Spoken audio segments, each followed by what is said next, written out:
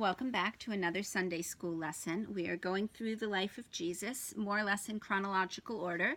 And we began last week a series within a series on the miracles of Jesus. We've seen 3 miracles, 2 kinds of miracles. And as we discuss today's miracle and as we go forward, I'd like to ask a different question. I'd like for us to ask what these miracles tell us about Jesus and the power that he has. So the 2 kinds of miracles we've seen is that Jesus changed water into wine, which tells us basically that he has power over these things, water and wine. He has power over things. And the other miracle we saw was that Jesus twice made somebody with a fever well. He turned them from being very sick into being completely healthy. This is going to be Peter's mother-in-law. Last week we saw that he did something very similar for the official son. And this tells us that Jesus has power over fevers, not in the way a doctor has power, because Jesus didn't use medicine. In the case of Peter's mother-in-law, he just rebuked the fever. And in the case of the official son, we saw that his power wasn't confined by where he was. He was able to heal the official son from far away. Well, today's story is going to be from the book of Luke, chapter 5, and we're going to hear another miracle. Before we get to it, let's review the map that we talked about last week. Last week we drew the land of Israel. Over here is the Mediterranean Sea, and we said that it has big fish in it. Let's put a couple of big fish in it. And there's 2 other seas in the land of Israel. There's the Sea of Galilee and the Dead Sea and the Jordan River running between them. We talked about how over on this side is the desert where John the Baptist lived, and that Jesus went over there when he was tempted by Satan and he got baptized in the Jordan River. There's a lot of mountains over here. Jesus was born down here in Bethlehem, and he's been to visit Jerusalem where the temple is, but he spends most of his life up here. He grew up in the city of Nazareth, starts with an N, and he went to a wedding in the city of Cana. That's where he changed the water into wine. And that's also where he was when he healed the official son, though the official son was over in Capernaum, some distance away. Well, there's big fish in the sea. Today's story is going to happen on the Sea of Galilee. There's littler fish in the Sea of Galilee. Now, these are still pretty big fish. They're not going to be sharks and whales, but they're pretty big fish, and the disciples would actually work as fishermen and fish for fish in the Sea of Galilee. Down in the Dead Sea, there are no fish because it's so salty that nothing can live in it, and that's why it's called the Dead Sea. So today we're going to be back up here in Galilee and actually at the Sea of Galilee. And I'm going to erase this so I can help illustrate today's story. This is going to be from the first part of Luke chapter 5. Now, people had heard about Jesus and they had started to follow him around and listen to him. They knew that he was a good teacher. So that's what's happening when this story starts. It says, on one occasion, while the crowd was pressing on Jesus to hear the word of God, he was standing by the lake. This says the lake of Gennesaret, I guess.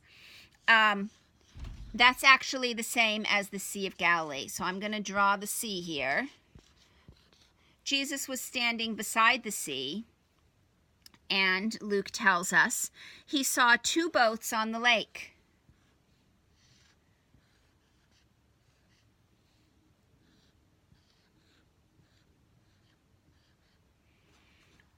Two boats on the lake. I realized you can't see my Jesus. There's Jesus and 2 boats. The fishermen had gone out in these boats and were washing their nets. I'm going to put a couple of fishermen in each boat. I don't know if any of my students have gone fishing. If they have, they've probably gone fishing with fishing poles. But these people didn't fish with fishing poles. With a fishing pole, you catch 1 fish at a time, but this was their job. So they used big nets. And hopefully you all have some idea what I mean when I say a net. A net is very open. It would probably be made of ropes. They're washing their nets. Their nets are hanging down. When they would fish, they would take these big nets and they would throw them down in the sea, and the fish would come and get trapped in the ropes, but the water wouldn't get trapped. So when they pull the nets out, they have just fish and not water. Water is actually very heavy.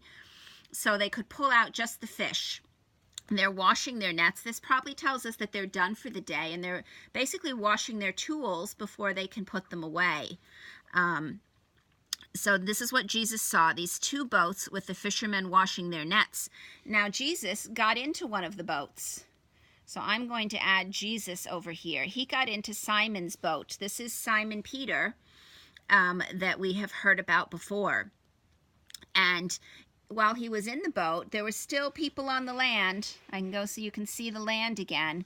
All the people who had followed Jesus to hear him, they're over here on the land, and they're listening to him, and he teaches them from the boat.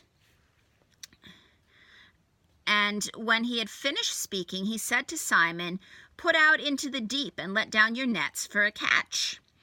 And Simon said, "Master, we worked all night and took nothing, but at your word I will let down the nets." And when they had done this, they enclosed a large number of fish so that their nets were breaking. So we got to put a lot of fish in this net. The net would be hanging down into the water. And there were a lot of fish in it. So many, Luke tells us, that the net was breaking from the weight of them. Now we've got to remember, these are nets that are made to catch a lot of fish, right? This is their job. But it's so many that it's almost too much for the net. They signaled to their partners in the other boat to come and help them. And they came and filled both boats so that they began to sink. So they're pulling these fish up, pulling them up into their boat. They get the other guys to take some of the fish too. But it's so many that it starts to weigh down the boats. If you've ever been on a raft, maybe in a pool or in a lake or an ocean, if you try and pile too many kids on the raft, maybe the raft starts to sink. Well, they're piling so many fish in the boats that the boats are sinking lower and lower in the water. And when Simon Peter saw it, he fell down at Jesus' knees, saying, "Depart from me, for I am a sinful man, O Lord." For he and all who were with him were astonished at the catch of fish that they had taken. And so also were James and John, the sons of Zebedee, who were the partners of Simon. And Jesus said to Simon, "Do not be afraid. From now on you will be catching men." And when they had brought their boats to land, they left everything and followed him. So the question we would ask is what this story tells us about Jesus. What did Jesus have power over? And I hope that it will be pretty obvious. He had power over the fish. We've seen before Jesus had power over a thing when he changed water into wine, and that he had power over illness, over fever, when he healed 2 people with fevers. Now we see that he has power over fish. And we can remember that just as when Jesus healed Peter's mother-in-law, and she didn't just get a little bit better and slowly get better like you might after a bad fever. She was immediately able to jump up and feed the men. When Jesus makes them catch fish, it's a lot of fish, more than these professional fishermen can even imagine. So much it almost breaks their nets and sinks their boats. Just like when Jesus turned the water into wine, it wasn't just okay wine. Remember what the guy in charge of the wedding feast said? He said it was the best wine he'd had.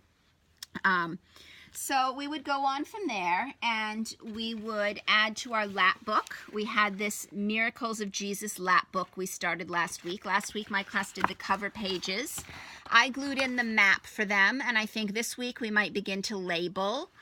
And for instance, last week we had that Jesus changes water into wine and sick into healthy, and those things happened at Cana. So we might put like a number 1 or a letter C for Cana on there, and then we could label letter C on our map where that goes. Today we are going to add the fishermen. Here are my fishermen in their boat. They've been working all night and not catching anything, and you can see their net is empty. And then we look, and they're astonished. Their little mouths are open, and they're astonished because their net is full of fish. And after that, we have some pretty fun fishing games, so I think that will take the rest of our class. And we will see you next week for another miracle.